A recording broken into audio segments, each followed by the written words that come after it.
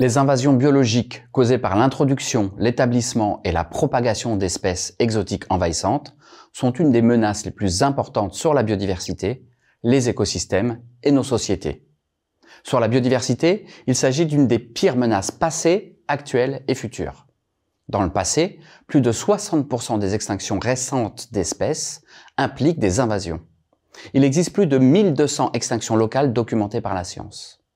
Actuellement, il s'agit encore d'une des pires menaces sur la biodiversité, avec plus de 4 espèces menacées sur 10 qui le sont en raison des invasions. En augmentation constante, les invasions biologiques sont d'ores et déjà prédites comme l'une des pires menaces dans les années et décennies à venir. Pour nos sociétés humaines, les millions de malades et les milliers de décès, ainsi que les coûts économiques faramineux, donnent des raisons plus anthropocentrées de prendre la mesure de ces invasions.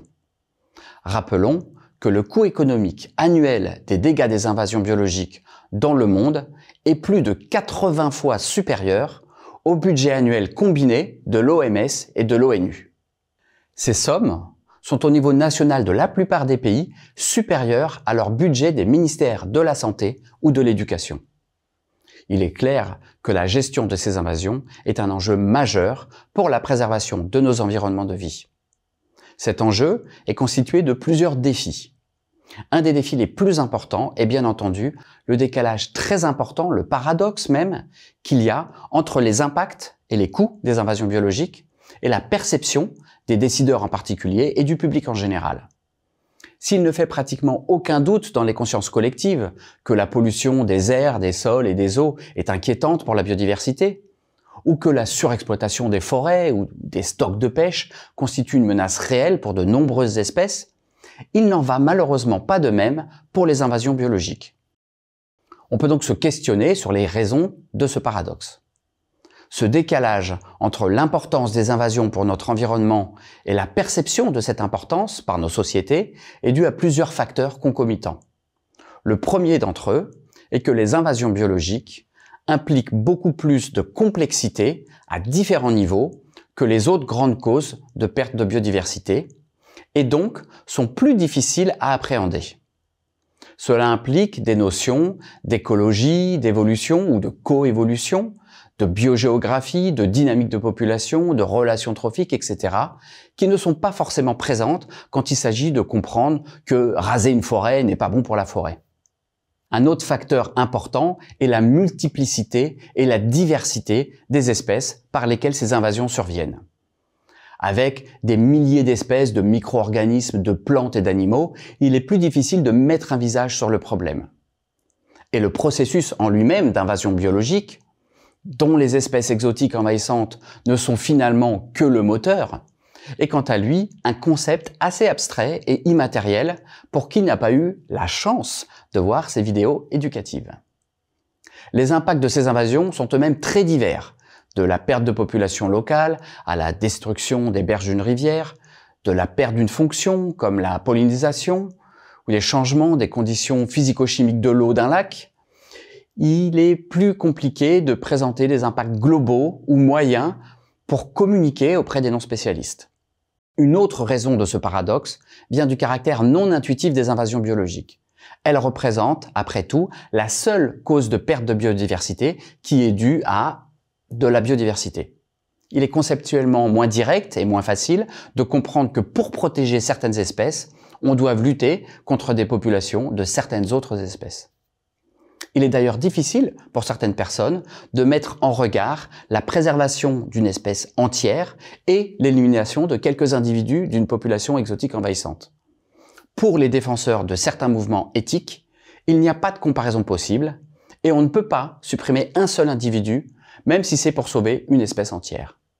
Ces problèmes de perception de la biodiversité sont d'autant plus compliqués quand les invasions sont dues à des espèces exotiques envahissantes très charismatiques, comme de nombreux mammifères, de jolis oiseaux ou de belles plantes à fleurs.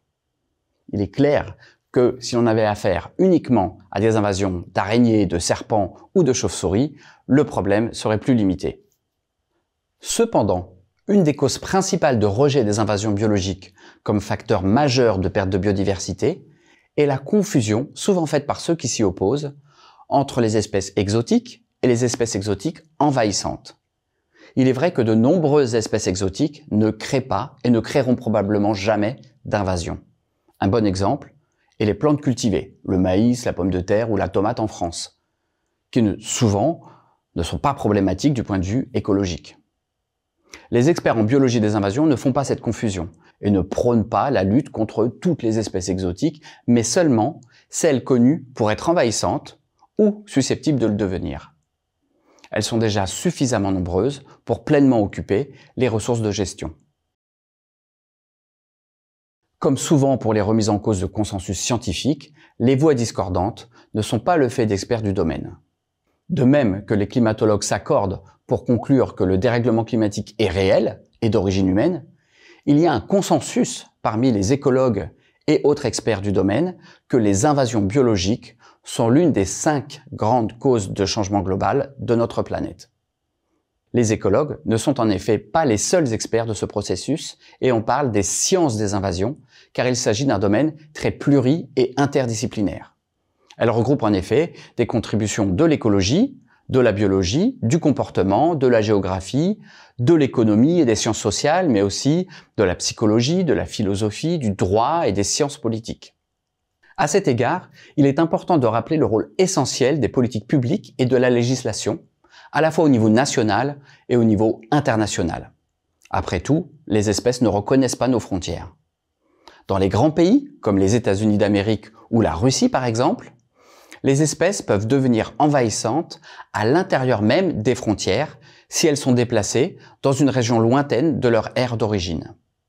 De la même manière, une espèce envahissante dans un pays peut rapidement le devenir dans un autre, voisin, si des mesures communes ne sont pas prises simultanément de part et d'autre des frontières. Comme pour de nombreux aspects des crises environnementales auxquelles nous faisons face aujourd'hui, les 2 piliers de la solution sont la prise de conscience du problème et la mise en œuvre des actions de gestion de la biodiversité affectée par ces invasions biologiques. C'est une des raisons qui me pousse à conclure sur l'importance de l'action maintenant que la prise de conscience est, j'espère, réalisée. Les invasions biologiques concernent l'ensemble de la société et c'est l'ensemble de la société qui peut y répondre. Les citoyens peuvent s'y engager de multiples façons. Cela peut être fait par une prise de relais pour cette prise de conscience auprès de vos proches, en contribuant à faire passer les informations que vous avez acquises ici. Cela peut également consister en des actions de science participative, en faisant remonter aux spécialistes, il y a des applications smartphone pour cela par exemple, les observations de plantes ou d'animaux qui sont exotiques dans vos régions. Cela peut enfin consister en la participation à des programmes de conservation qui consistent en l'élimination, partielle ou totale, d'invasions qui impliquent la participation de bénévoles, car ces actions sont parfois très lourdes sur le terrain. Il va sans dire que les citoyens qui exercent des responsabilités dans les secteurs d'activité qui sont propices aux nouvelles introductions, comme l'import de marchandises ou de plantes et d'animaux, doivent également exercer cette prise de conscience et cette action à ce niveau professionnel. La Nouvelle-Zélande est un pays assez unique car c'est une île dont la faune et la flore a évolué pendant des millions d'années en isolement et est devenue absolument unique sur Terre. Les invasions biologiques depuis l'arrivée des colons ces siècles derniers ont causé des pertes irréparables à la biodiversité de ce pays et donc de notre planète. Du fait de cette richesse unique au monde, les politiciens et le public néo-zélandais sont généralement tous très au courant des dommages créés par les invasions biologiques et s'impliquent fortement pour les limiter. Cette prise de conscience et les actions qui en découlent sont plus difficiles pour des pays au cœur de continents et où la présence humaine est bien plus ancienne. Mais de nombreux succès de conservation par la lutte contre les invasions biologiques dans de nombreuses régions du monde montrent bien qu'elles ne sont pas une fatalité et qu'il est possible de les éviter et de les éliminer.